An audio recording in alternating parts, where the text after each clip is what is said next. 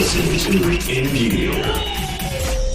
And you're back for another episode of In Gear with Thomas and Justin. Justin, how you feeling? I'm feeling good today. I got a little whiskey in my hand, and I'm just enjoying a great evening over here. I mean, it's another beautiful day in Hawaii. Am I wrong? You never really have a bad one out here. No, you really don't. So here's the thing, man. I was at work the other day. Yeah. And I have a question. Where was I? I wasn't at work. I was playing a video game with I have a couple friend, right? We play a couple video games here and again, right? And I asked this guy, I'm like, hey, Joe Blow. His name was Chris. I was like, yo, Chris, could you date a girl with no arms? Okay. So now I'm turning that on to you. Could you, Justin, date a female with no arms? So immediately hand jobs are out. Yeah.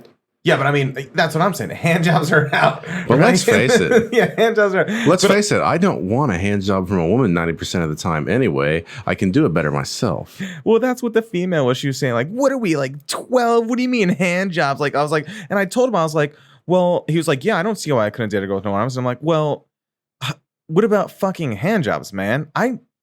Call me crazy, but I like a nice dry hand job. You're a hand job guy, aren't you? Dude, it's something about a dry HJ that just, I'm telling you, dude, have you gotten a dry HJ? Yeah, it's Really? called getting bored to death. Now, I'm not talking about giving yourself a dry HJ. I'm just talking about, have you ever asked a female, hey man, or hey female, whatever you want to call it. You probably don't say that to her either. Like, Hey man, like this, can hey, you go slut. ahead and crank my rod, dude? Right? Hey slut. Give me a fucking dry ass hand job. I want to feel rug burn. I think it's pretty safe to say I have not said that. Oh my God. Well, this brings me to my next question that really was off topic. Not even off topic, just have you ever gotten rug burn on your penis? You know, I can't think of a time, but I hesitate to say no at the same time. It's like, you've had your penis for so long at this point. It's like, can you for sure say you haven't gotten penis burn? I mean, who the hell knows where that thing's really been? Drag it across the ground, H1. Yeah. On the highway. Well, so it brings me up, like, see, I'm a panties to the side kind of guy. Yeah, I know when you I'm are. fucking a girl. For some reason, I have to keep hearing about this, but go ahead. When I'm fucking, I got to be a panties to the side, right? Right. But sometimes those panties slap back in, rubs my penis. And you don't move it back out of the way. No. You just leave it. Yeah, I'm too into it. So then my penis is raw. So, I mean, who's really to blame there? is it the panties' fault? I think it's operator error. Operator error. Yeah. So it's my penis's fault. No, yeah. I guess it is. All right, good, because I was worried it was going to be my fault. Well, anyway, back to the woman with no arms. So she can't give you a hand job. Right. That's fine. Cool. What is she good for at that point? I mean, she can't wash the dish. I mean, do I have to spell out what else she can do? Yeah. Yeah, you do. I think you know what women are capable of, man. Penis jobs. They're making you broke. Oh. Oh, okay, cool. We're on two different wavelengths there. Yeah, I mean, yeah, making you broke, that's definitely a thing. Yeah. But I mean, like, she could still give you a baby in theory, right? Give you a baby? Of course, yeah. Because I mean, that doesn't directly We're affect. talking about the reproductive system, and you said hand. I guess hands aren't a part of the ovarian system, if you will. Yeah, uterus intact. Uterus intact. Hell yeah. Okay, so I just need to know, bottom line up front, Justin. Hit me. Could you hit it with no arms? And would you, if you had girls, say they were both sevens, you got a face up picture, they're both sevens. Mm-hmm. You're like, hey, this girl's attractive. I'd like to take her on a date. Let's do this. Could you date her if both of them showed up to you on a date one day after the other? They're both equally attractive. One had arms, one didn't. Are you continuing that marriage? So what are you saying here? Basically, if I'm understanding this analogy very well, in one scenario, I'm getting catfished. I look at a picture and I see this woman and I'm like, yeah, I date her. And then I don't even know from the picture that she's armless. And then she shows up and she's missing two appendages. Yeah. I think I made that pretty clear. See, I feel like I'm misled there right from the beginning. But does that really matter? I think it matters to me. I don't believe that for one bit. So, well, right back at you then. What are you capable of doing with a no-arm woman? Well, I mean, I've already told you about the story of the girl in the wheelchair. Refresh my memory. Huh? Well, I took her out on the date. She was in a wheelchair. I had to hang her by a tree and have sex with her. You remember that one? Well, I wanted you to tell it for our listeners, but yes, I remember an hour and a half joke, man. That's true. Here's the thing. What I would do She came out to me, no arms. Hey, I'm no arm Sandy. Is probably her name in that situation, I would assume. Sandy seems like a girl with no arms. Right. Or Sandy no handy, if you will. Yeah, that's what we'll call her. Sandy no handy. Right. So she comes up to me. She's like, hey, I'm Sandy. You thought I was hot. So here's my body. Let's do something with it. And this is all taking place at a Texas Roadhouse, by the way. Justin? Yeah, I'm listening. Do you like Texas Roadhouse or what? What, you think I'm like crazy about Texas Roadhouse? Yeah, So it's a fine restaurant. They have the nice rolls. I know. You always love those meats. So we're at Texas Roadhouse. She has no arms. I'll probably feed her a little bit, help her out, do what I got to do, and then bail out. God bless your soul. I just don't think that's where I can be. I'm just, hand job woman. I'm out of it. Because you need the dry sandpaper hand job. Yep. Kind of like toilet paper, man. When you go out and you buy toilet paper, I'm not looking for like Angel Soft, like using fucking cushion. Oh, right? you want to feel like it's digging in there and removing some poop. Exactly. I need a little grit. Yeah. I need a little something. Well, especially as much damage as you do when you go to a toilet, dude. Every time I call you, you're either coming from or going to the bathroom. Yeah, that's usually what happens when you got a butthole. No. You're a shitting machine, dude. I think it's those diet pills you take. Oh, the colon cleanse. Yeah. Well, you like colons because that's usually where your penis is in. Right, because of how gay you are. Yeah, I'm gay, you piece of shit. Thanks. Well, what do you got for us today, Justin? Hey, well, so what do you got in your glass there? What are you drinking? Or what are we drinking? We're drinking the same thing. My job actually was selling a bourbon. So here's where it got me. I used to distill bourbons and whiskeys and stuff over in New York, upstate New York. In Westchester, right? No, fuck you and your Westchester shit. I hate Westchester. I'm not rich enough to live there. Upstate New York, right across from the original site of the Bethel Woodstock Music Festival. That's where I grew up. So I grew up in a town called Narrowsburg, right on the river. Moved to an apartment, kind of in Youngsville, and I which is right by the original site of the Bethel Woodstock Music Festival of 1969. I started getting a job. My uncle went over there, the local distillery guy, Monty, who's a complete, utter piece of garbage trash. I hope he hears this so I can fucking spit in his little nipples. What did he do? Did he sexually harass you or something? Well, I wish he did because it would have been better than what he was doing. What was he doing? He would literally one day I went and I brought my lunch and it's my lunchtime. So I go out there to the table and I sit down and I'm having my sandwich. He comes out and he goes, "Hey, when you're done with that sandwich, you're fired." For what? I don't know. You can ask everybody who's ever, and that's why the business is out of play. The business is out of business now. He never gave any type of explanation. No, and I didn't know. Like, do I just not finish the sandwich? Is this a test? Like, if I finish the sandwich, my job's over, or do I not? So he wound up owing a bunch of people a lot of money. He wound up burning all his bridges. That. But I got the chance to distill a lot of bourbons, liquors, and stuff like that. So super cool, a lot of fun. But right now we have a local brewery here on island distilled this whiskey or bourbon. I'm sorry. It's a 75% blend of their in-house bourbon and a 25% of, I'm sure they could say it better. I'm not talking bad on it, but I'm sure they could tell me better. A 25% blend of a whiskey brought in from the States. I see. So it's not a full 100% of their blend. So what are you don't have any idea what they're making theirs with though, like pineapples or something? No, I don't think pineapples. But I mean, it just tastes cheap. So it's already a blend then. Have you seen like these infinity bottles they make with whiskey these days? I don't even know what an infinity bottle is. So that's like this new trend that's rolling around right now where you start a bottle. Let's say you have a half bottle of hooch laying around. Okay. And you got, I don't know, it doesn't even matter. You could have Jack Daniels, Jim Beam, anything in a bottle. And then you just take a few of your favorite bottles you have laying around and you kind of combine them together until you get its own unique bottle that is a blend of multiple whiskeys and it takes on kind of a flavor of its own. I need more information that I don't really understand. Well, I actually... Is it a concept? Is the infinity bottle like just something fun you could do at home? It's absolutely something you can do at home. We can make an infinity bottle tonight, but we keep drinking all our whiskey.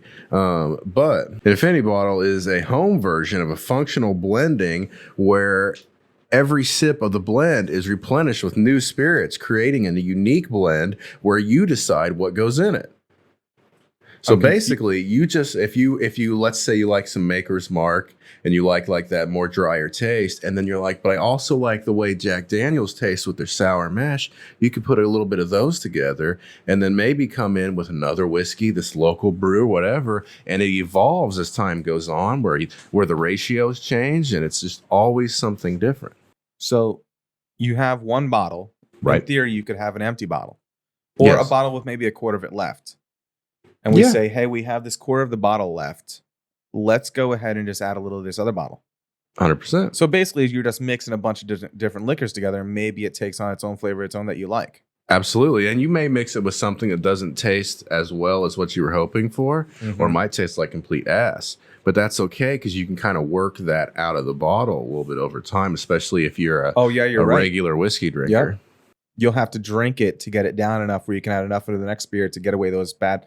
Yeah, so it's almost, okay, I get that. You know what? I think the next step you can go with that even is getting yourselves, I know offline, and even if you wanted to go on a very big scale, you go to a lot of distilleries and they will sell you their old barrels. So after they, like, for example, when we would barrel age our whiskeys and bourbons, we would dump out the whiskey and the bourbon. We'd usually barrel it out. You would just dump out whiskey. Oh, we would dump it out into a big vat. So basically the way it happened was, I'm not sure exact on the dates. I'm sure someone is going to correct me. And if you do, you're a piece of shit. Just kidding. Not kidding. Chime in. You take the barrel. We was used to barrel it, I think, 87% alcohol by volume. We would barrel it at that. It would stay in there for a few years. However, what determined that, I don't know. I know there's all those different time frames for bourbons and whiskeys and how long they have to be barreled at. You take that, dump it out into a giant vat, put it through I think it's called a cold charcoal press to filter all the charcoal from the barrels, like a filter. And then we'd cut it with reverse osmosis water down to around 43% ABV. And right, because what's it come out of the tap at? Like 70? It comes out of the barrel at 86% ABV. Now, you'll just go blind if you drink that. I mean, I'm telling you, dude, I used to take swigs of that. And like, I'm telling you, like, maybe like we drink a hefty amount of whiskey. I think me and you go probably through 3 bottles of whiskey a week between the two of us. Maybe a bottle and a half a week between the two of us. Well, on a light week, it'll be a bottle and a half. If we're especially if we're working on a car or something, we could do 4 bottles a week. Easy. A bottle a day. Yeah. Yep. So what I'm saying is we would take this, we'd pour it out, we'd shoot it on through reverse osmosis water and cut it. And these extra barrels that still had all that flavor of the bourbon that you just made, the char still in the barrel, you could take that and we would just sell them. Where I don't even know. They would make furniture out of them. Hippies would do anything with stuff like that, right? Right. But you can buy an old barrel from people. I think we were selling them for like $175 a piece. It seems like a lot of money for an old ass barrel. I mean, but you got to think about it. The furniture you can make, sell to some fucking city guy, make yourself a couple bucks. That's great money.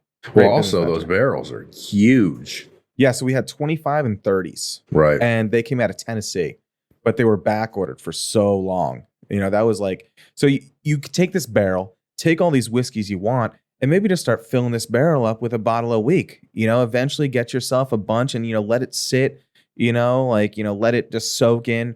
But you can even do that on a much smaller scale. I know there's websites out there that will sell you smaller barrels that you can sit on your counter or something like that, right? And you could put all these different whiskeys in it, and you can ferment it, put different notes and spices, herbs, whatever the hell you want to put in it, and make that. So I think you could take that infinity bottle idea you brought up, or not the idea, the concept, or people do it now. I'm assuming, right? People are. Yeah, I mean, I haven't done it. I actually would be very interested in trying it myself, but I haven't tried it. I don't know how that would turn out. I probably would find a way to ruin it by drinking it all. Yeah, well, how can you ever have the infinity bottle when it's always a 0 bottle? See, I thought what you were saying was, when you meant infinity bottle, hey, I'm Joe Blow, this distillery guy, or whatever the hell it is.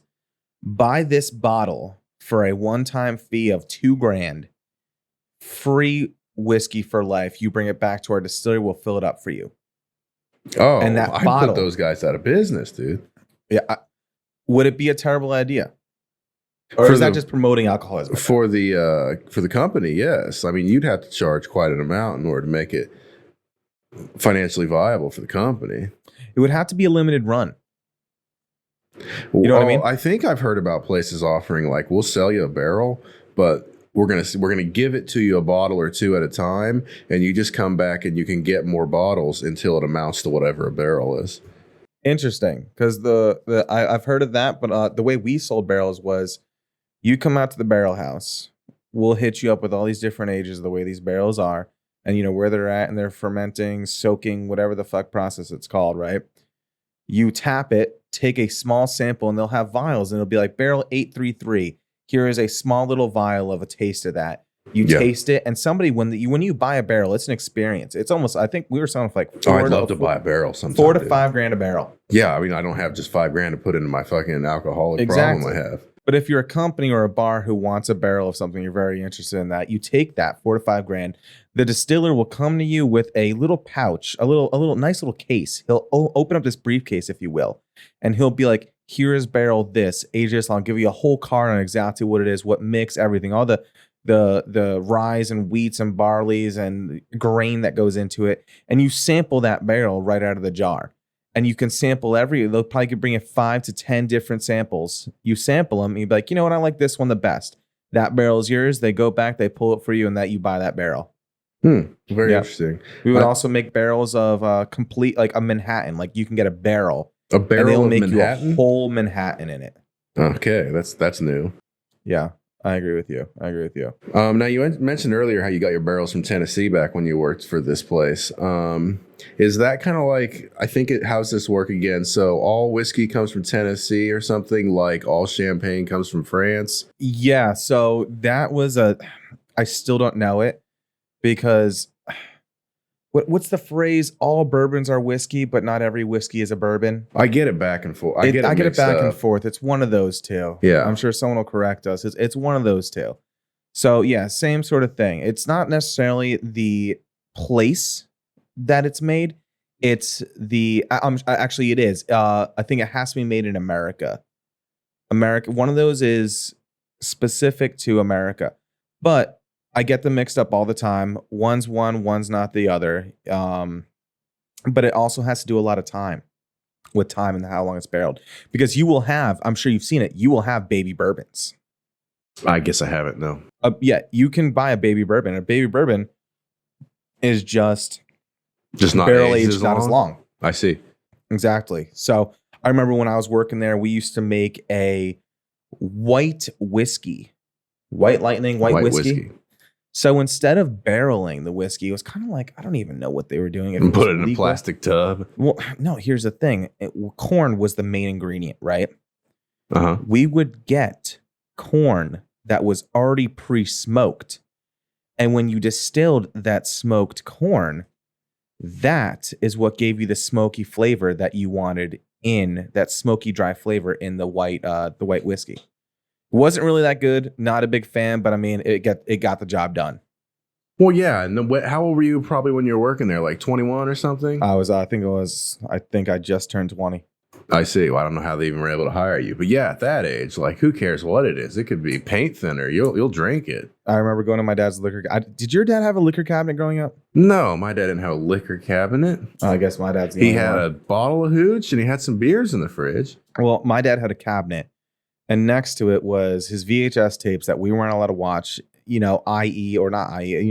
For example, Showgirls. Oh God, that's nothing. Dude, but do you know how much like pornography has evolved in like the last since the internet age? Like the things that we used to watch as a child growing up, where our folks would flip the channels, like that's nothing compared to what you can easily find on your cell phone. Like softcore softcore cable vision porn, if you will. I remember watching like a couple movies and like Titanic. Like my dad had to fast forward through the scene where Leo was drawing Kate Winslet in the nude, and you can see like a boob. Like, oh yeah. But I mean, I took that thought to bed, dude. I was like, I just saw a nipple. I'm gonna go lose myself in my room for an hour and try to yank this little thing I call a penis off. First time I saw Titanic was on 2 VHS tapes. Really? Oh yeah, because it was a 2-part because it was so long. Yeah, I think it was about 3 hours probably. Yeah. I remember that. Yeah. I mean, my dad would keep he had this liquor cabinet, this nice, he was a big fucking antique guy. It was this nice liquor cabinet. He would keep these VHS tapes in there. Showgirls, Howard Stern's Private Parts was one of my favorites. And I would sit there as this kid and be like, damn, I just saw like 7 nipples. And I go into my room and be like, wow. I remember me having a TV in my You saw in my 7 little nipples on one woman? Yeah. Yeah. 7 nipples on one woman. I'm impressed. Yeah. I mean, there were probably like 6.5 nipples. I don't even know at that point. What's a half nipple? Maybe like it was a quick flash, maybe a little peek, a little nipsy. I don't even know what you would call it. But the thing what I'm trying to get at is one time I went into the playroom and I had a TV with an antenna on the top. And I would like I was telling you the other day, on nice humid days in New York, I would be able to pick up stations from around the area better because the humidity and the electrical waves traveled, better, whatever the hell my dad told me about the science. So I remember watching, whatever I could find on static. And, it's half static, half in, where you're trying to wiggle the rabbit ears, you're trying to get a good picture. So it's kind of staticky. And I would remember just beating my meat, like being like, oh my God, I think I just saw like Marge Simpson's like boob, like cleavage. And I'm sitting there just closing my eyes, praying to God what I saw was a boob and not a knee of a grown man on the Jerry Springer show. Wow. Yeah. So that was my childhood porn experience. I mean, and then you go back to dial-up too. And what people don't get nowadays is how good they have it. I remember dial-up porn. Dial-up porn was like an age that nobody will ever get to experience anymore.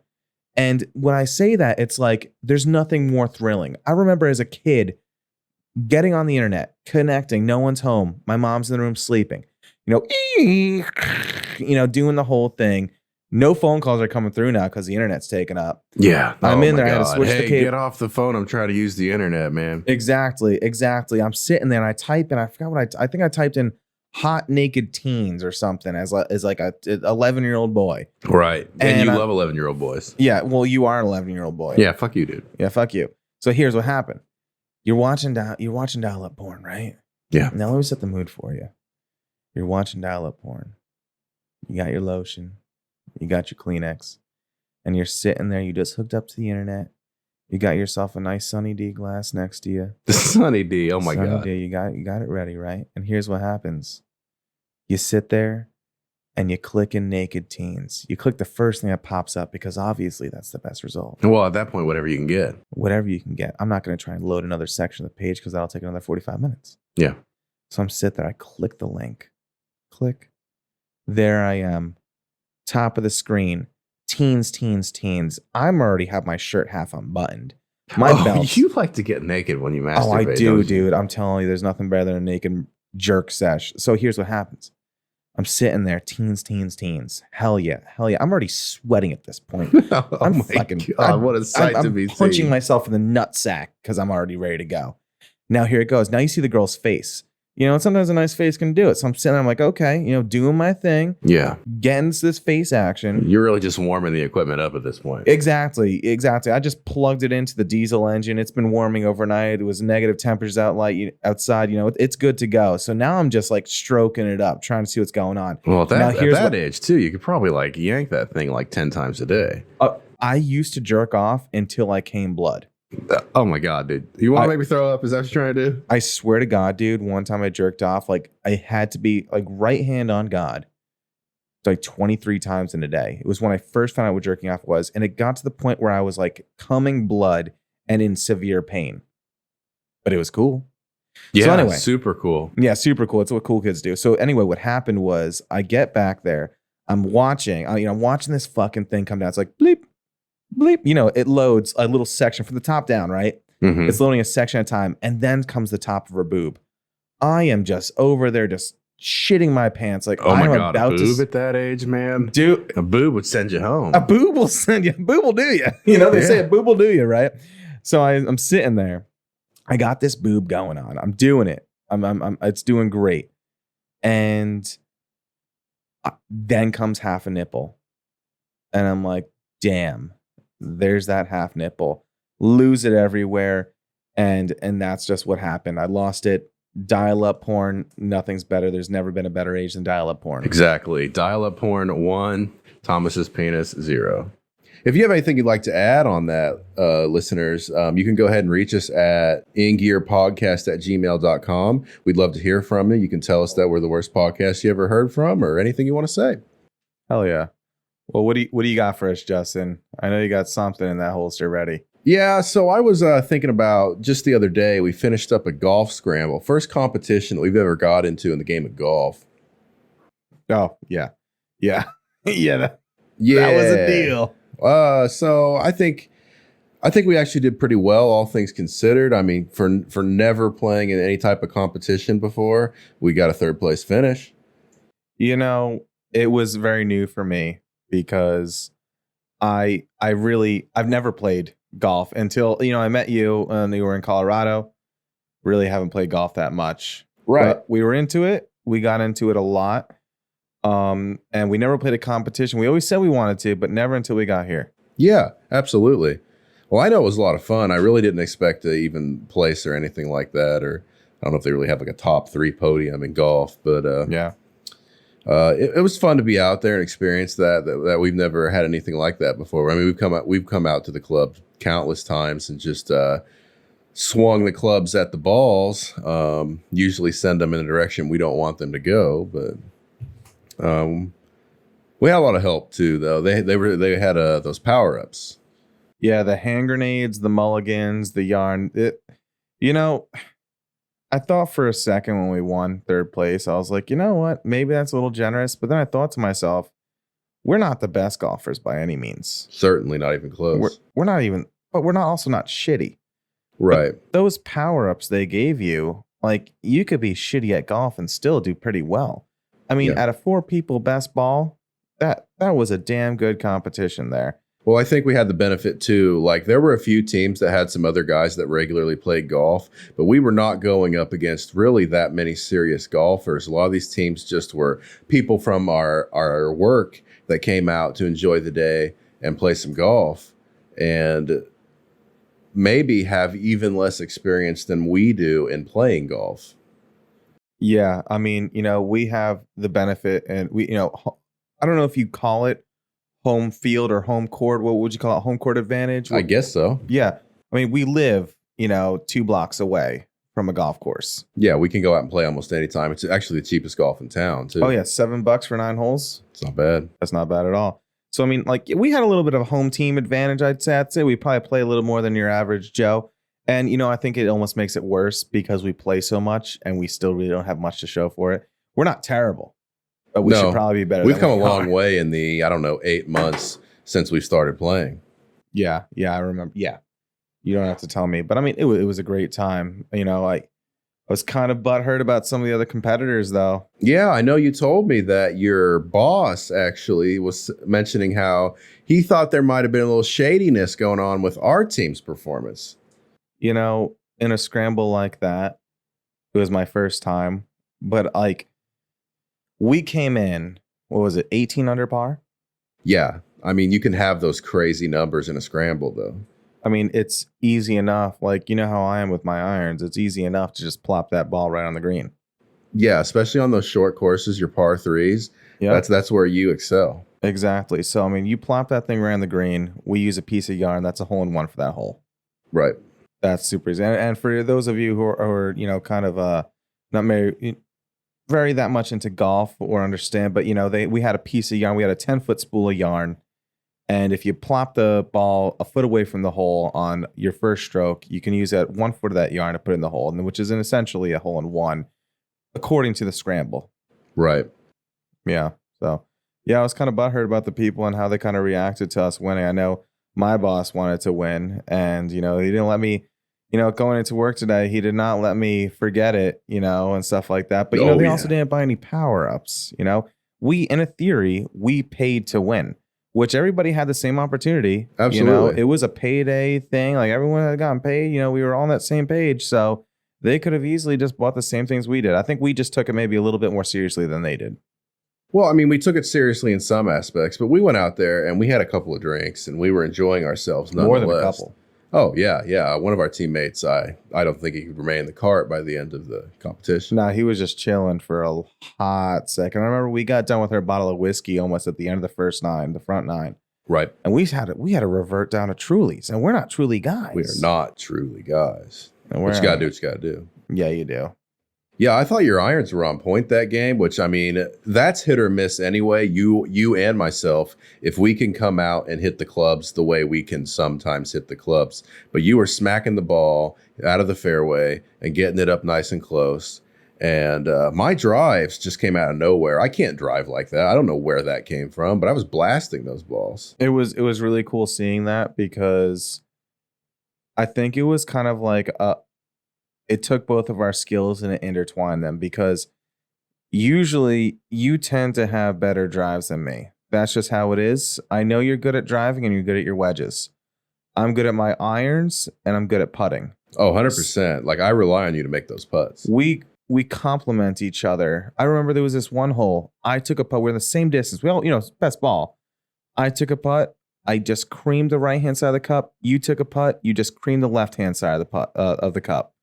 But that's, it worked very well. And our other two teammates, not to knock them, but they didn't do that bad either. I think it was the one guy's first time ever playing. We played some of his balls, and the other dude, he wasn't that half bad either. But I have to say for myself, there were some drives that I made that just, do you remember when I was puking on the side of that one tee box? I couldn't believe that. That's the definition of a puke and rally if I ever saw one. You literally huck your guts out, and then you stand up, put a ball on a tee, and send it to the moon. Yeah. I could not believe that. I would love to tell you that I did that on purpose, but I'd be lying to myself and you if I told you I did that on purpose. Yeah. No way in hell. It's all part of the plan. Yeah, all part of the plan. Yeah. So lots of fun. I'd be interested in doing another one. And it's not just because we placed third place. Like we could come in last. We could have come in last on this event, and I would have been completely fine with that. It was about coming out and just having fun. And I could play golf, 5 days a week, 7 days a week anyway. So absolutely. It was new for me because have you ever played a scramble before? Never played scramble. Never played any type of tournament at all. I remember we got done with the whole like speech that the guy who ran the whole competition gave, right? We all kind of like jogged briskly, walked to our carts, which were all in order, as you remember. Yes. We drove to our holes. We pulled out the completely wrong way. Yeah, whipped it around. We sure looked like we knew what we were doing at that point when we went to the wrong hole. And everybody was looking at me. I'm like, well, I'm going. And everyone kind of looks at me like, all right, I guess we're going too. But we went the wrong way. We turned around, went the right way. And we're like, okay, we get to the first hole, hole 17. We get to the first hole and we're like, hey, okay, do we go now? And you're like, well, it's a shotgun start. You have to wait for the shotgun. And I'm like, you're okay. And then, true as day, you hear the shotgun go off. Yeah, maybe it was a cannon or something. I don't know. It was a big old boom. That was really cool for me. I enjoyed the whole experience. Yeah. I loved it. Like you said, I could have came in last. But just being there with the four of us, a couple buddies, and just enjoying the day, playing some good golf. That's really like you say all the time. What do you say all the time? Oh, yeah, absolutely. Any day on the course is better than a day at the office. And I agree with you a lot. I loved it. I think we need to do it again. Maybe next time. I'm a big whiskey guy. Yeah. I love drinking. Yeah. But maybe I should stretch it out a little more, because I think by like hole 15, I was pretty gone. I 100% agree with that. I felt like at that point, a lot of the remainder of the game was on me to close out. Yeah. But that was right about that time you puked and mustered up that drive out of nowhere. That was like the second or third to last hole. Yeah, I think it was like hole 14 or 15. Right. Yeah. I feel you. So, I mean, I got a question for you. Why don't you hit me with it? I know it's probably not something that you're too familiar with, because I know I'm a big, you see me, I'm always looking around TikTok. Yeah. Doing all the fun, not the fun, but, scrolling. Everyone scrolls, right? You bet. In the age of social media, that's what everybody's doing. So I'm always on TikTok scrolling around, seeing what's going on, seeing the next new hotness, who's big, who's everyone looking at. Mm-hmm. And do you know of the guy on TikTok called Liver King? Yes, I've heard of him. Not crazy about him, but What's going Well, on? he's this guy, and he claimed to be natural. Big, jacked, huge dude, claimed to be natural for a long time. Right. Liver King. He always talks about his 9 ancestral tenants, and there's a whole, book out there, and he's always preaching about, what you need to do to be primal and stuff like that. And it was just cool. Basically, he rose to fame being this guy who just eats raw organs, and people, you can't Hence the deny. name Liver King. Yeah, you can't deny that it's just cool sometimes just see people eat raw, disgusting shit you would never eat. And that's what grabbed his audience. So he always philosophized and really pushed this raw primal diet.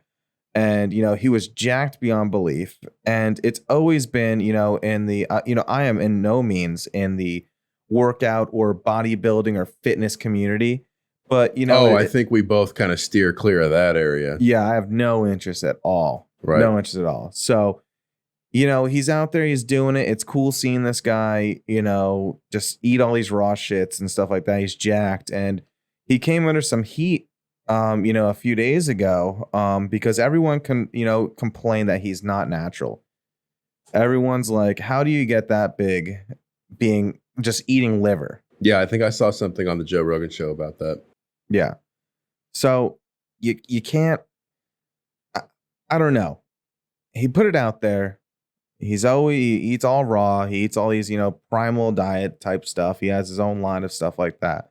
So would he eat like raw vegetables and stuff, or was this all just meat? No, and as a matter of fact, if you put vegetables in front of him, he'll slap them off the table. Wow. Yeah. So everyone thought he wasn't natural. He claimed he was natural. He's never done anything. Then what happened was somebody got leaked that he is not natural. He's on all these PEDs, hormones, HGHs, testosterones, whatever it may be. He claims he goes to a hormonal clinician and gets prescribed certain amounts of hormones so he can see results, which in reality, it's understandable because, as men grow older, I remember growing up on the TV, you always see low T, if you have low testosterone, just take this testosterone booster, right? Yeah, you'd see those on like the midnight infomercials and stuff. Exactly. Like that. And you told me, I remember earlier we were talking about this, you told me that is a normal thing that happens when men get older in their age. But yes. This man happened to be taking these at such, I don't think it was testosterone, maybe specifically, or maybe I really don't know enough to speak on it. But I think you made a point to say that he was taking them at such an exaggerated level.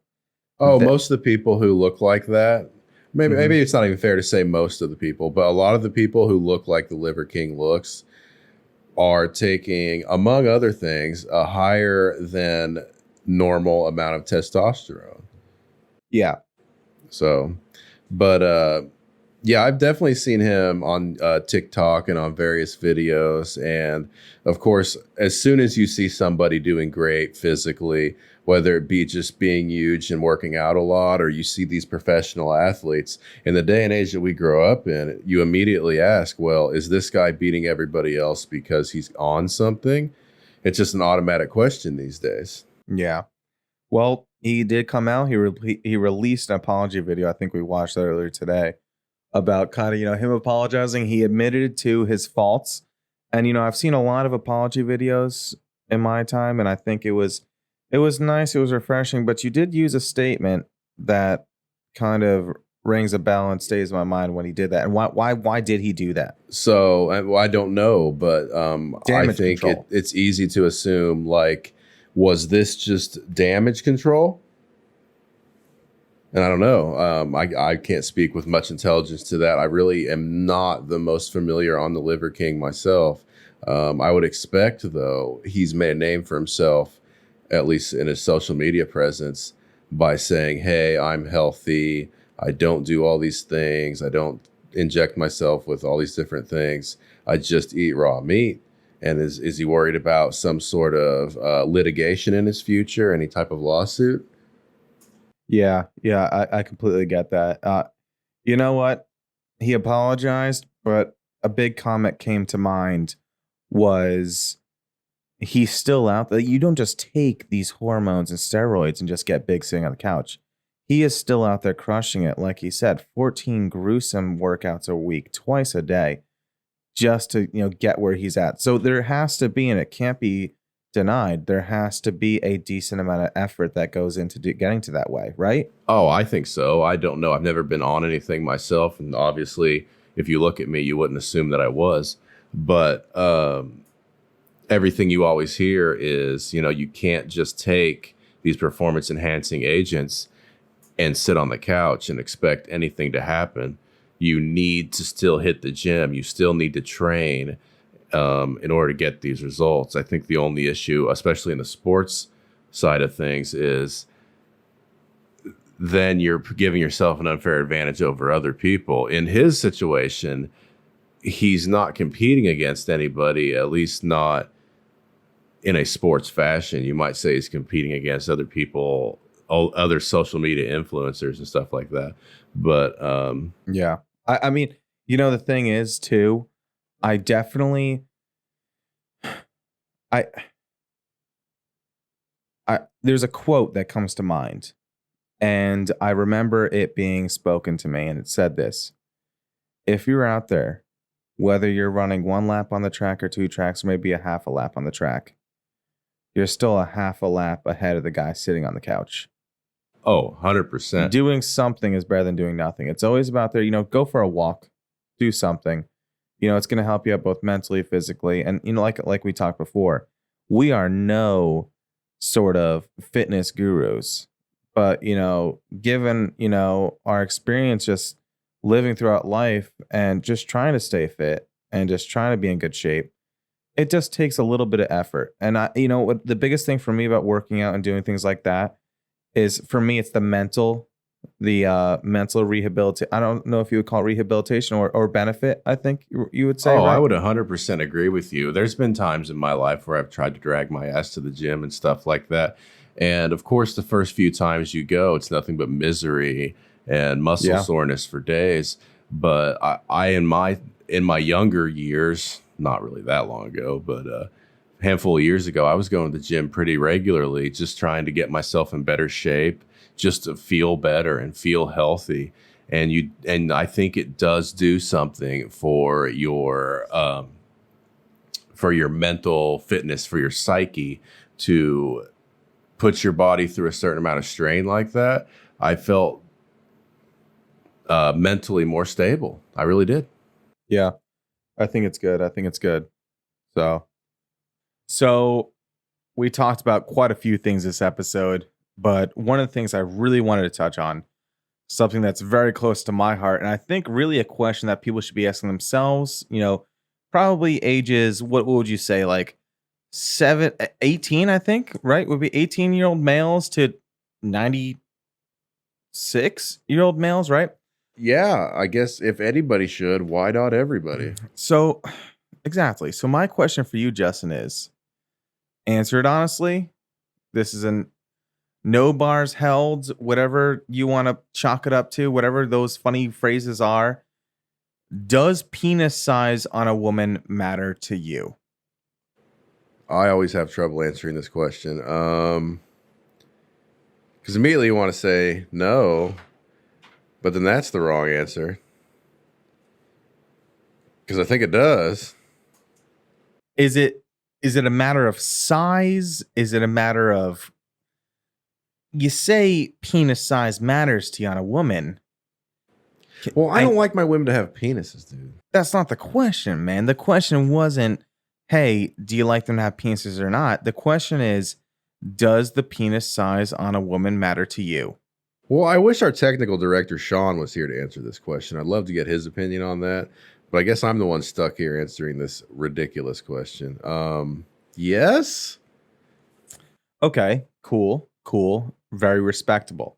Now, the part 2 of that question is, small penis or big penis? No, thank you. Nope. Not a question. The reason I'm asking this, Justin, right, is because nowadays you really don't know what's going on. Yeah, I mean, you don't want to be down there, and by the time that you're having your vinegar strokes, you notice that, oh, this is not fully a woman. Yeah, like, I don't like, you know what? And I think, like, there is no hate from me towards the LGBTQ community at all. Certainly not. But I think I'd just like to know, just so I know, like, hey, do I have to prep? Absolutely. It's kind of the same thing. Like, you want to know what you're getting into. Very similar to like when you go to bar mitzvah, right? You want to know, is this a drinking bar mitzvah or is this a regular bar mitzvah? Exactly. Do I have to prepare for a appendage in my mouth? Or can I just not and deal with a little bit of vagina action? Well, I know you love appendages in your mouth. Well, that's really funny that you normally say that because you like penises. You sort of have that oral fixation, if you will. Fuck you. Hey, Here's let me go ahead and change gears here for us real quick. I don't know if you saw this or not. I think you had. I think you actually seen a little bit of it, as a matter of fact. What do you think of that new Wednesday show on Netflix? I'm glad you brought that up because that is quite the change of gears, but it's something that I love a lot. So, you know me, I have every streaming service available. I spend tremendous amounts of money, almost embarrassing amounts of money on Hulu, Netflix, Amazon Prime, Disney Plus, ESPN, whatever it may be, I spend money on it because, we're in a day and age where you can just get what you want at a touch of your fingertips, right? So Wednesday, what do I think about it? Not even sure what the main actress's name is, Oh, that's but unfortunate. We should have looked that up. I think we should look that up. Actually, Justin, look that up right now while I talk to you about You it know what? I because will. I have to say something about her. She plays Wednesday so well. And I absolutely love it because it puts a new spin on the Addams family, but also pays homage to the roots of where the Addams family came from. So it's nice to watch it because I grew up on the Munsters. Yeah. I grew up on the Addams family, both the animated version and the what would it be called? The IRL. What's the Live proper action? live action? Yeah. Yeah. So I love it. I think it was great. The first episode like blew me out of the water, and it's one of those shows you can watch and enjoy and not be too invested in or be too upset or pissed off if you happen to step out of the living room and go to the kitchen for a glass of water, Right. right? You don't have to be there for every single second, although you should. It's a great series, but it's also something that you can relax, sit back, and not feel like, I think you've had those shows too, right, Justin, where it's like, I have to sit here and watch every single episode of this. I can't miss a second, right? Oh, 100% I have. I know I actually was late to the Seinfeld scene. I didn't watch that until Really? they debuted that not that long ago, a year ago maybe on Netflix. And I'm all about it now. It's fun to watch. I think even though you grew up in New York, I have a special place in my heart for New York as well, and it's a very New York show. And I just Mm-hmm. enjoy watching the. I mean, who's better than Seinfeld? I can't think of too many people. I gotta say, Seinfeld, The Office, and I'm gonna throw it back. Whose line is it anyway? Whose line? Whose line?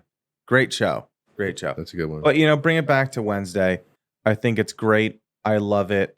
I did you figure out who was the main actress Yeah, on I that got show? her up right now. Her name's Jenna Ortega. Is Christina Ricci in that show?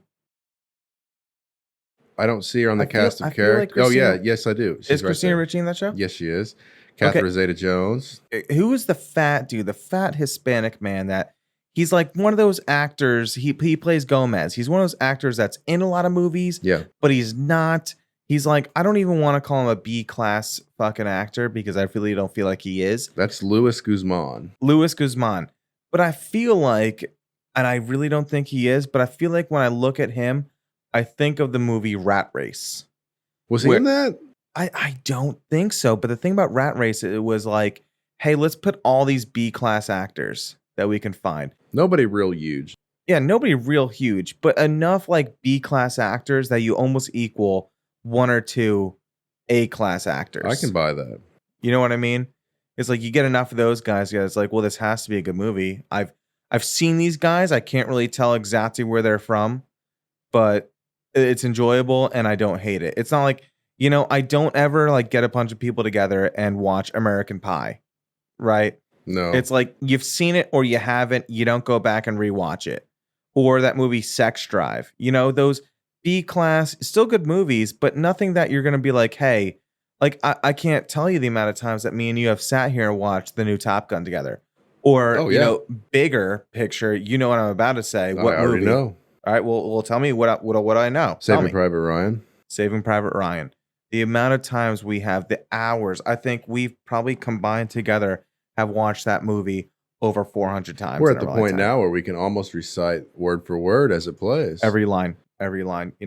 So, I mean, it's great. It has a lot of good actors in it, and it's going to be really cool to see the actress that plays Wednesday. Yeah. See where she goes from this.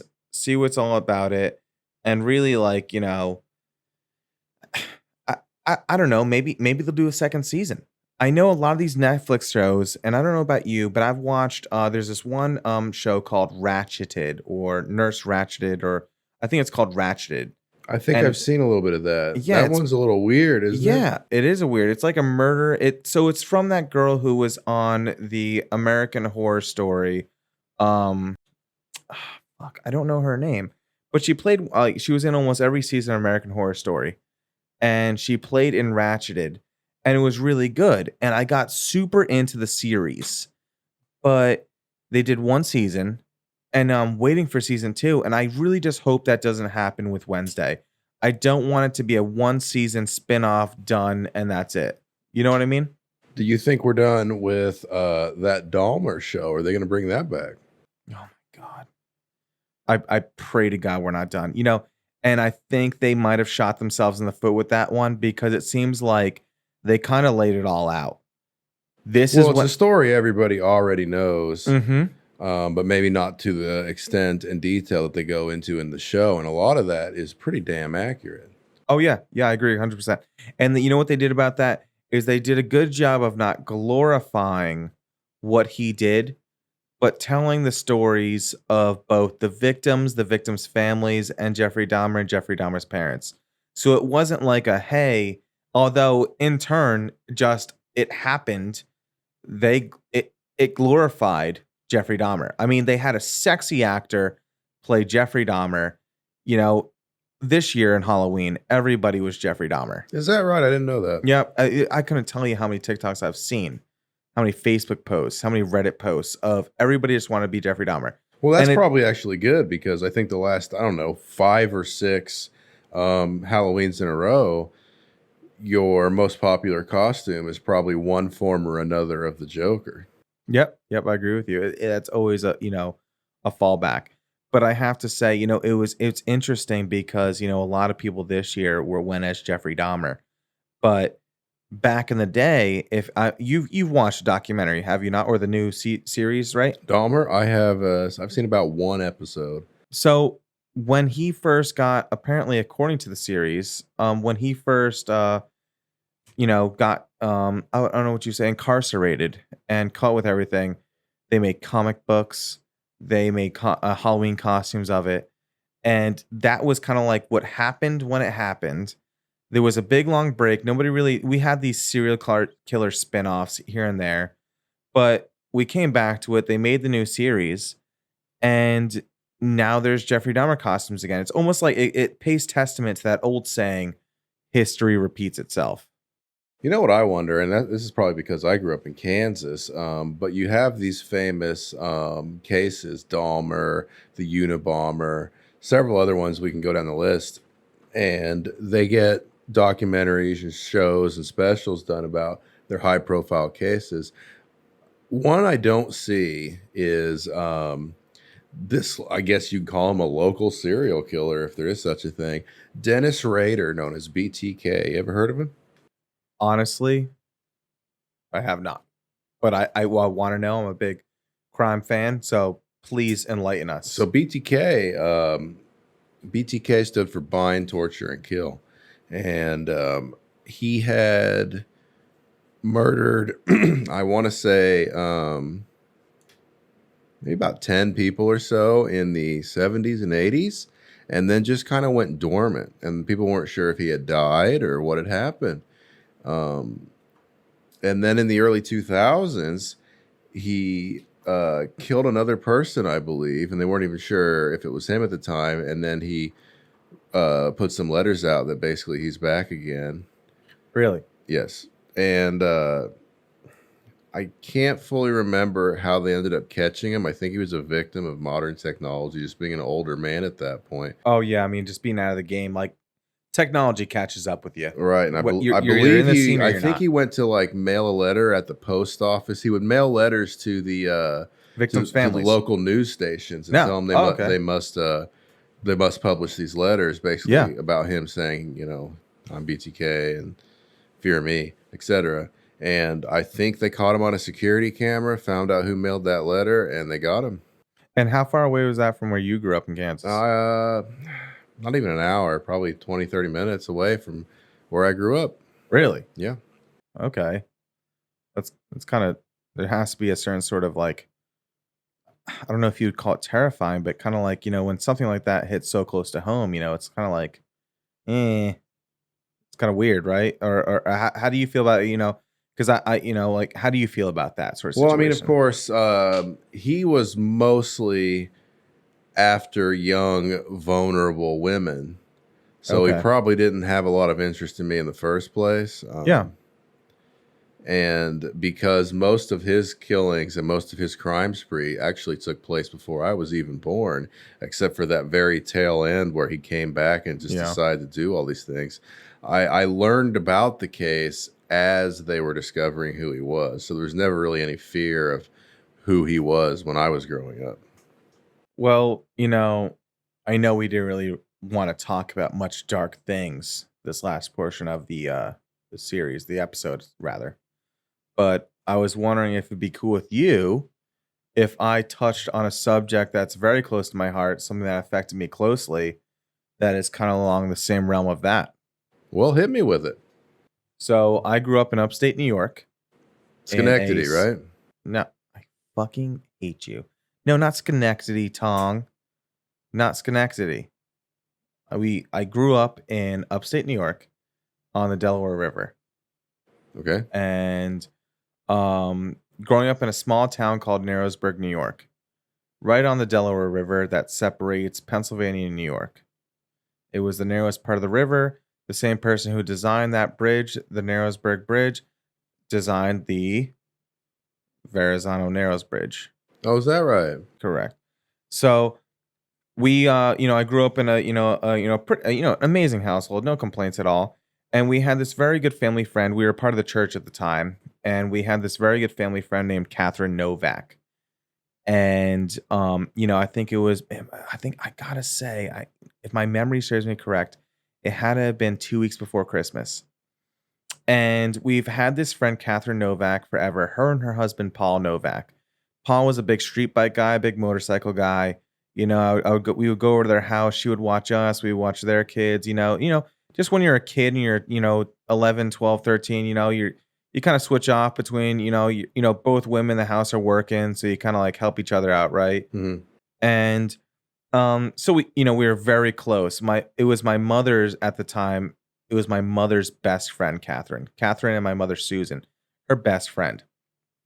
So we're we're all doing our thing, everything's going good and everything like that. And it comes down to it that her husband, Paul, was a travel not nurse, but a paramedic. So he was a paramedic in like the city. Was that so? But being in upstate New York, he would travel back to that seems like a lot of a commute. So it's like an hour and a half, 2 hours, I would say, and we were in between there. So he would travel from the city back to upstate New York, and spend the weekends with his kids and his family, and go back during the week and work because he made good money. It was his career. So great times with everybody. Paul would always show me his street bikes and stuff like that. Always had the best sound equipment, the best technology, the best video games. He had game printouts. I remember GameCube, The Legend of Zelda: The Wind Waker. He had the whole printout. They helped me, go through all of that together. It was amazing. I get a call. I actually get woken up. I had my best friend Darius at the time. We're in my room. We had a sleepover. We're chilling. My sister comes in my room and she knocks on the door. She's like, "Hey, Thomas, Catherine's house is on fire and they haven't found Catherine. They think she was like covered in like smog and ran into the woods." Because I grew up in the woods, Yeah. and they thought she ran away into the woods, distressed. Who knows? So I'm a young kid. I'm like, "Oh, well, I don't know. That's crazy." My mom went to the scene and, she gets to the scene. The house is burnt down at that point, almost to a crisp. The call went in, I wanna say somewhere around 4:30 to 5:30 AM in the morning from her neighbor. Her neighbor woke up, looked Catherine's neighbor, I'm sorry, who was a mile down the road, 1 mile, you could walk to the house and be fine. It took you no time. Her neighbor woke up, looked out the window, and saw, "Hey, this house across the street, Catherine's house is on fire, engulfed in flames, like accelerant. Like you can tell when something burns naturally and when something is accelerated, right?" Right, right. So she comes out, she sees that, she calls 911. The 911 gets there, sees the whole dealio and what's going on. And, me and my best friend Darius and my sister are kind of chilling at the house. My mom's at the scene of the crime. And, the whole thing goes on. We don't really know what's going on with Catherine at the time. There was nothing, no bodies found, obviously, nothing going on. The fire has just subsided. The fire department, God bless their souls, did the best they could to control the fire. In a situation like that, you can do what you can do, you know. Yeah, I mean, if she's in there and it's just fully involved, there's Oh, you're practically dead. zero chance of saving her. Exactly. So what happened was the house burnt down. Now a few hours have gone past at this time. And it was a same day, kind of like, I don't know if you call it turnover, but diagnosis, or like it's not like it took us days to figure out what happened. They told the fire department, released it, and told everybody what happened, as soon as they found out. What They was said, that? They believed it was arson? so yes, a lot of the firefighters believed it was arson. And so, Paul had just found this new girlfriend in the city. And so he had found his new girlfriend, he wanted a divorce. It was literally your typical textbook. Found this new young girl. I want to ditch everything I have, maybe get some money from some life insurance and bail out and do this. And he just thought murder was a better option than divorce? Yep. Yep. Wow. So he did. Cool guy. So let's cut it short, not cut it short, but let me like sum it up here a little bit because I can go on for hours about this. But what happened was he drove from the city, got his kids the day before, Natalie and Nicholas Novak, drove up the city, grabbed his ex-wife, I guess technically, choked her, dragged her down the stairs. In court, he testified that she asked him, "Why are you doing this?" while he's choking her. And he said, "It's for the children." Choked her, brought her into the basement, and set the house ablaze. I believe it was a gas fire. I could be completely wrong. And I'm not talking gas like fluid gas. I believe it was some sort of gas line fire. I'm not Yeah. exactly sure. And, it's been, I think almost like 12 years from now. 12 years or 13 years since it happened, maybe in like 15. And dragged her downstairs, set the house afire, and that was it. He got away with it for like 2 years. But he slipped up. He said to his buddy, who testified against him, as well as his girlfriend at the time testified against him. He said to his buddy in the back of an ambulance one day, coming back from responding to a call, "The best way to get rid of a body is to burn it, because then there's no evidence." Wow. And he Do you did think that. maybe they were just slowly building a case against him to make sure they had it right before they brought it to trial? Well, everyone knew it was him. It was too textbook to not know. I mean, you cheated on the girl, you got out of there. Who else is it going to be? It was as textbook as it could have been. Yeah. And I remember, because we were part of the church group at the time, we went to the Lutheran church down in town. I remember after it happened, we had a memorial service for her. He came up to me and he goes, "Hey, Thomas, what's up? You can't give me a hug?" And, young me, who kind of knew, I feel like all of us, our parents talking about, because you always hear your parents over talking things. We all kind of like, you kind of take on your parents' opinions and things like that when you're that young. Yeah. I kind of knew it was him because everyone thought it was him. And he made me, he kind of like guilt tripped me into hugging him. So I hugged him, and he put on this whole face, and that dumb piece of shit, man, like did this whole thing.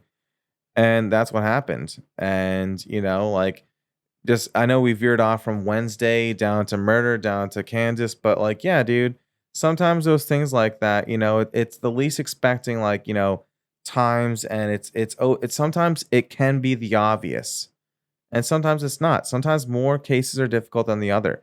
But for me, it was the weirdest thing hugging a murder. To me, that's something I don't think I'll ever get over. I don't think anybody could ever get over. It And doesn't haunt so me I to this assume day. this guy eventually did go to trial. What did he get, life in prison or something Yep, like that? he's life in prison. I believe I could be wrong. I believe he's in Sullivan County Prison for the rest of his life. Didn't go to Rikers. Yeah, Rikers Island. No, he didn't. But he's probably getting raped over there or something like that. I mean, I would rape him. Oh, you're At right. a- Oh, because you think he's hot, or no, I mean he's fat and disgusting, but at pure principle, I'd rape him. yeah. I mean, obviously. I Yeah, guess. I mean obviously. But that was a thing. So, what do you think? Well, I guess I've never experienced anything quite like that. I of course been around a little bit of death myself, but let's not turn it a little bit too dark here. So we'll go ahead and switch gears here.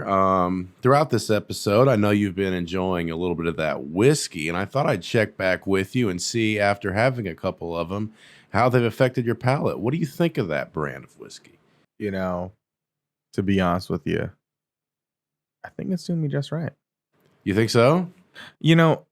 It's good. It's great. But I don't want to say that it's the best thing I've ever had. Do you have any specific opinions? I don't mind think it. I would write home to mom about this one. No, not at all. I'm not. Yeah, no one needs to taste this. I don't think I put anybody through the pain and trauma of having to drink something like this. But you know what?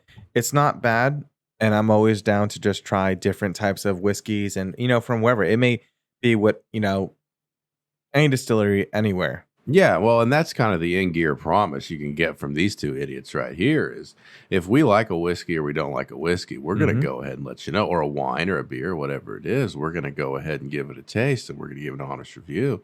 I agree with you. I think it's not terrible. It's definitely not the worst thing I've ever tasted, No, not the and worst. I don't know if that's a compliment or an insult. Ooh, yeah, I could see how it could be both. Like, oh, what do you think of that? Well, it's not the worst thing I've ever tasted. Oh, so it's second worst? Yeah, it's the second worst. I mean, it's not bad. I think there's a certain demographic and niche that it falls into, and certain people that will like this. It's But got, I don't know how to describe it, sort of a smoky flavor to it. Does that sound accurate it's to smoky, you? but it's super sweet.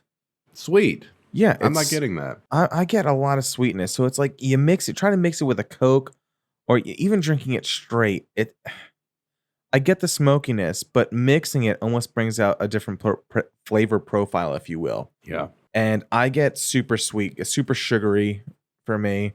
That's what I get. Definitely get a little, when we drink it straight and stuff like that. Definitely get notes of vanilla. Definitely get notes of cherry on the back end. Very smoky. Very warming. But I don't think it's something that I definitely prefer or recommend to anybody. But it's just something that we had to have had in our arsenal of different, whiskeys and bourbons that are sent to us all the time. So what are your thoughts on mixed beverages? Margaritas, pina coladas, daiquiris, those types of things. I'm not a pina colada fan. Is it a coconut? Nope. Not a daiquiri fan, not a margarita fan. Wow. I am a two-part guy. I need one part one thing, one part the other. One part liquor, one part mixer. And I think the reason being, because I'm a larger guy. Same and reason ugly. Fuck you. Same reason I don't drink beer. It would take me 36 beers to feel where I need to feel when I drink, a bottle or two of whiskey. Yeah. Like for me, it's like what gets it done the quickest and tastes the best. And I don't mind. Tommy needs his medicine. Daddy Tommy, little Tommy Muller needs his He needs medicine. a little bit of Grandpa's cough medicine to get him through Grandpa's the night. cough medicine, right? So like, I don't know. Like I just, for me, I don't know if you feel the same way, but craft beer, I definitely love trying different craft beers. I agree with that. Like it's more of a tasting experience than you're like, You're not drinking it to get drunk. no, no, I wouldn't want It's to do that. just, you take the standard or the basic level Bud Light. Ick. Yeah, gross. You take that, and then you take a craft beer that has some time, energy, flavors put into it. And it is an enjoyable experience. Oh, they're apples and oranges as far as how you drink them. Like Exactly. And I think the same thing goes with rums, whiskeys, vodkas, everything. So for me, this just happened and I hit it out of the park. Is it the worst thing I've ever tasted? No. Is it good? It's okay. It's not the worst thing. You know what I mean? yeah. Any opinions? Yeah, I give it maybe a 6 out of 10. It's Yeah, it's yeah. not horrible. It's not gonna probably get restocked by me anyway. No, I got maybe one or two more bottles of this in the cabinet. Now So, I got a question for you. It's kind of a Yeah. two-part question. One, for the viewers that don't know, listeners, I suppose, you happen to have probably about 20 tattoos. yes. Oh, wow. Way off topic, but interested. Yes. Yes. So when are we going to get a couple more on that carcass of yours? And what do you think about having a tattoo artist on the show? I know for a fact, off topic, offhand right now, in my phone, the relationships I have, I think I could probably get maybe like flown in to talk to us. You're going to fly one in fly on him our in. limited Fly him production in. I think I budget? could do that. I think we could do that easily. Flying in. I think I can get 2 or 3 different tattoo artists on island.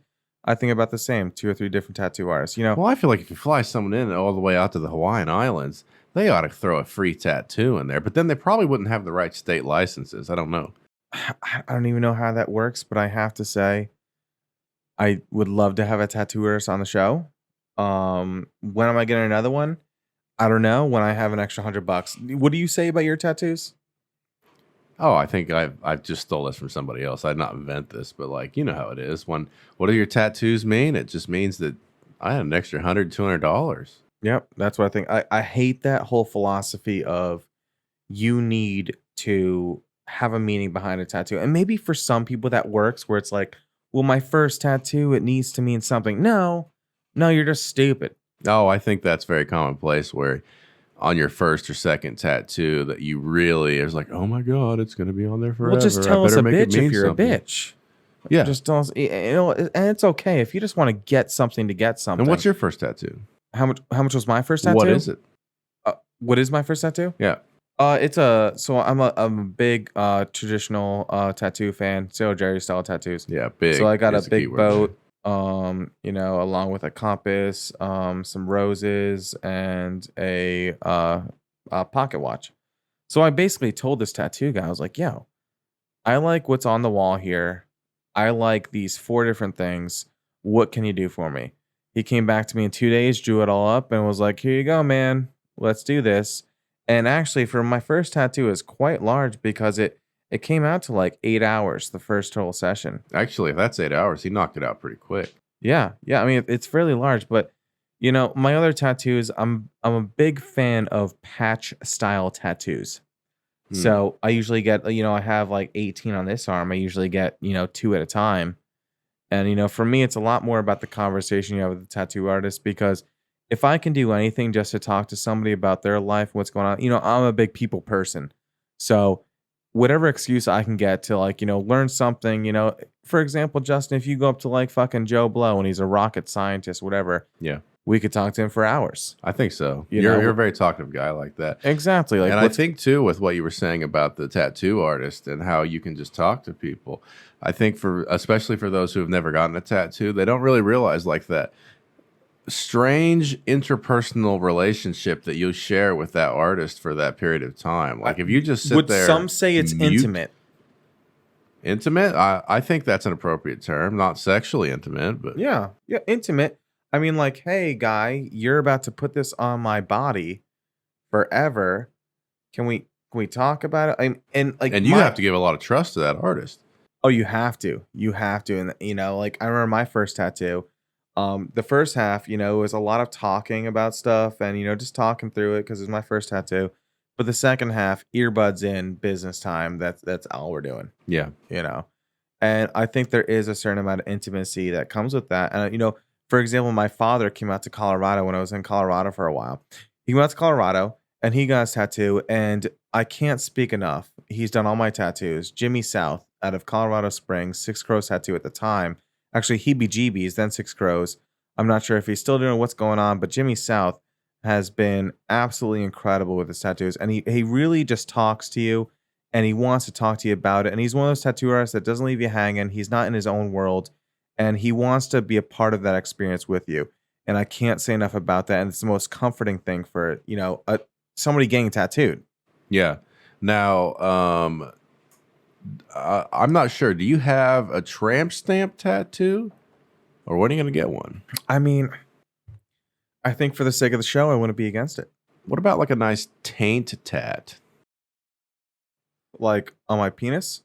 The taint, the gooch? Oh, between my ball sack and my asshole. Yeah. Taint tat. On the show or just for funsies? I'm down for either one, dude. I mean, I think we can make a great episode after you getting your gooch tatted. Oh my God. I don't even know what I get there. What, like a insert here symbol, or like maybe like a tiger? A tiger? Tiger gooch? Tiger gooch. I love Who knows? But anyway, listen, Justin, we're like way over our time. We spent a lot of time with our viewers, our listeners. It's been always a pleasure talking to you. I could talk to you for days. I could talk to everybody for days. So we're going to end it up here, guys. Remember, email us at ingearpodcast@gmail.com. Let us know what you think. Send us hate mail. We'll read it on the air. Send us love mail, maybe a nude or two. Who knows? Justin will go sift through those. Men preferably. Whatever you got to do. We're going to have plenty of guests coming on. I think we have Steve Buscemi, Mark Ruffalo. We got an NHL player. Who's the football player that wants to come on? We met him a few days ago. Some Steelers guy. So, you think we're gonna get him on the show? I don't know. I mean, he seemed like he was all about us. Well, we'll see. So, we'll see what's going on. I think we have a lot of things in the work for the In Gear podcast. A lot of good people coming on here. A lot of people that want to have conversation and talk to people about what's going on. Oh, we're gonna have some exciting guests that people maybe not be too familiar with. Norm. He's going to get on the show probably. I don't think people can handle Norm. Norm's going to be great. Norm's going to be a lot of fun. We have a lot of people that love talking, and we have a lot of people that have a lot of good advice and a lot of good life experience and good stories to talk about. So you're listening to the In Gear podcast with Thomas and Justin. We'll catch you next week.